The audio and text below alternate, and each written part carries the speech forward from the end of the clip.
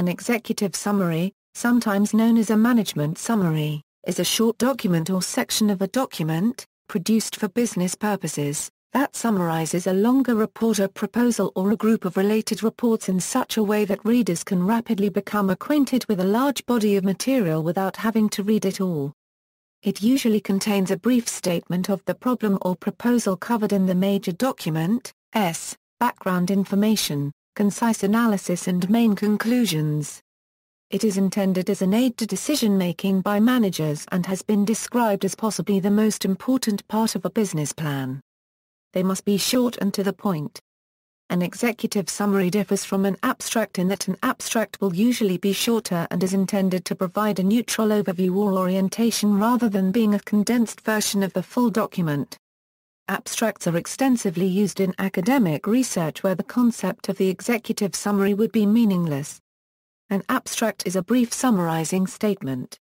Read by parties who are trying to decide whether or not to read the main document, while an executive summary, unlike an abstract, is a document in miniature that may be read in place of the longer document.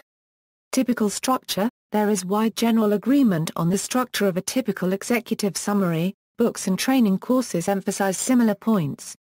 Typically, an executive summary will be possibly 5 to 10% or so of the length of the main report, be written in language appropriate for the target audience, consist of short and concise paragraphs, start with a summary, be written in the same order as the main report, only include material present in the main report, make recommendations, provide a justification, have a conclusion, be able to be read separately from the main report, sometimes summarize more than one document. Importance: the importance of executive summaries as a communication tool is frequently stressed in guides and analyses aimed at both academics and business people.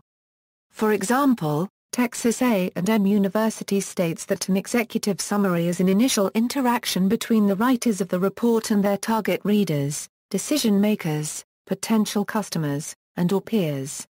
A business leader unregistered trademark's decision to continue reading a certain report often depends on the impression the executive summary gives.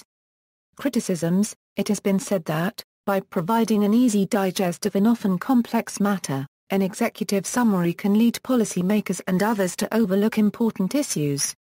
Professor Amanda Sinclair of the University of Melbourne has argued that this is often an active rather than a passive process. In one study, centered around globalization, she found that policymakers face pressures to adopt a simple reading of complex issues, and to depoliticize and universalize all sorts of differences.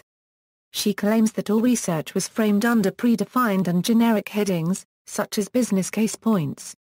The partners' reports were supposed to look the same. The standardization of research occurred via vehicles such as executive summaries. We executives only read the summaries. We were told. Similarly, Colin Lays, writing in the Socialist Register, argues that executive summaries are used to present dumbed-down arguments. There is remarkably little adverse comment on the steep decline that has occurred since 1980 in the quality of government policy documents, whose level of argumentation and use of evidence is all too often inversely related to the quality of their presentation. See also, Business plan, references. External links: an executive summary of a major report by an international body, an executive summary published by the U.S. Department of State.